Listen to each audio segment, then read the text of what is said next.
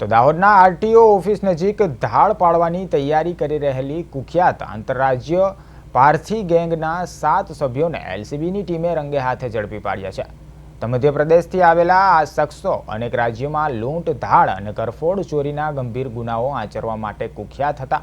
બાતમીના આધારે પોલીસે રાત્રિના સમયે વિસ્તારને ઘેરી લઈ ઓપરેશન પાર પાડ્યું હતું।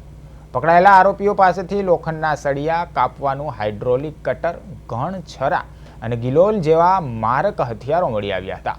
પૂછપરછમાં સામે આવ્યું છે કે આ ગેંગ ગુજરાત, મધ્યપ્રદેશ, રાજસ્થાન અને ઉત્તર પ્રદેશમાં 20થી વધુ ગુનાઓમાં સંડોવાયેલી છે અને અનેક કેસમાં વોન્ટેડ હતી।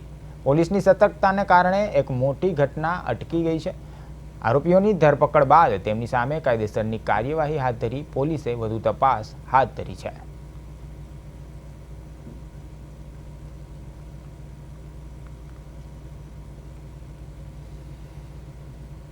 એક આંતરરાજ્ય ગેંગ, ધાડપાડોની ગેંગ, જે તીક્ષ્ણ હથિયાર અને ઘરફોડ લૂંટ ધાડ કરવાના સાધનો લઈ અને દાહોદના હાઈવે વિસ્તારની આસપાસમાં ભટકી રહી છે, એ પ્રકારની માહિતી મળતા એલસીબીની ટીમ દ્વારા સમગ્ર વિસ્તારને કોર્ડન કરી સર્ચ ઓપરેશન હાથ ધરવામાં આવ્યું હતું અને સર્ચ ઓપરેશન દરમિયાન 7 જેટલા ઇસમો છે એ પકડમાં આવ્યા હતા અને આ લોકોને ચેક કરતા તેમની પાસેથી અલગ અલગ હથિયારો જેમ કે છરા, કટર, ઘણ, સીણા, ઘરફોડ કરવાના અન્ય સાધનો, ગિલોલ અને તીક્ષ્ણ હથિયારો મળી આવ્યા હતા।